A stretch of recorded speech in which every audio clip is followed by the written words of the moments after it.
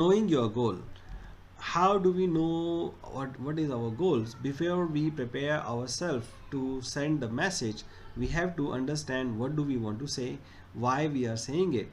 But it's maybe usual to understand, but it's not always apparent to the listener. So we have to tell our goal, what do we want to achieve.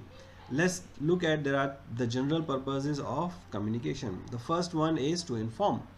Example: Mark, I need you to summarize the first quarter marketing strategy for the rest of the team. This is to inform. We are informing Mark that we want him to do something.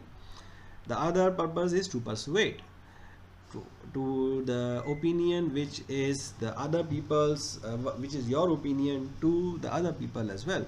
For example, I think if we add sound to the presentation, it will hold people's attention better and they will learn more. So here the center of the communication want to persuade Michelle. He has an option, he has an opinion that if we add the presentation sound to the presentation, it will be helpful. So he need to communicate that to Michelle. So this is the way to communicate. The final one is to inquire, to ask something. So these are the three general rules when we are communicating. Either we are informing something, or we are persuading the somebody else to do something for us, or we are just inquiring the status, or we are asking for more information. So that is normally the goal of communication. Then when we are knowing our goal, we have to picture the outcome as well. What is the outcome of what we want to say, so that we can draft our message in the similar way. So we need to communicate keeping in mind the outcome that we want to achieve by this communication. So in the communication, what kind of reaction we want from other person? Do we want them to accept? Do we want them to respond? Do we want them to do something for us? So what kind of things that we want from the other person? What do you want them to remember? We want them to remember the words, we want to remember them the context, we want them to remember some particular message. So that is a very important aspect to learn what kind of outcome we want, and what do you want them to do as a result of your communication.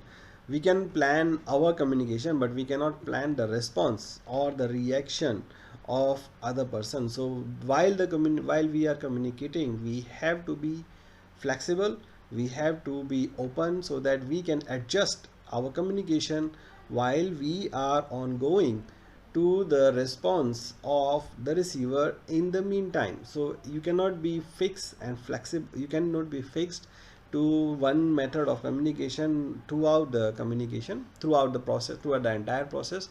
You may need to adjust the way that you are communicating, looking at the reaction from the person. If the reaction of the people is the same as what you expected or what you planned, then it's fine. Otherwise, you have to change the course of your own communication strategy. Then we have to prepare the receiver. So how do we prepare the receiver? Well, basically you just have to ask if you are ready, if the receiver is ready to talk or not. Sometimes as a boss, we just ask the people to join the meeting or to come and update the response to us, but we don't ask them are they ready to update, or they are ready to get the feedback or not. So we have to ask if the person is ready. So you can ask them, is it a good time to talk, or can we discuss something I have been thinking about? What is the good time to talk? Even you are a boss and the person who is going to receive the communication is your subordinate, you still need to ask, you still need to make him ready that you are going to discuss something very important. He need to listen to it. You cannot just start talking before you make him understand that there is to communication going to happen. Otherwise, whatever you say is not going to be accepted by his brain, because he may be working on something else. So you have to ask.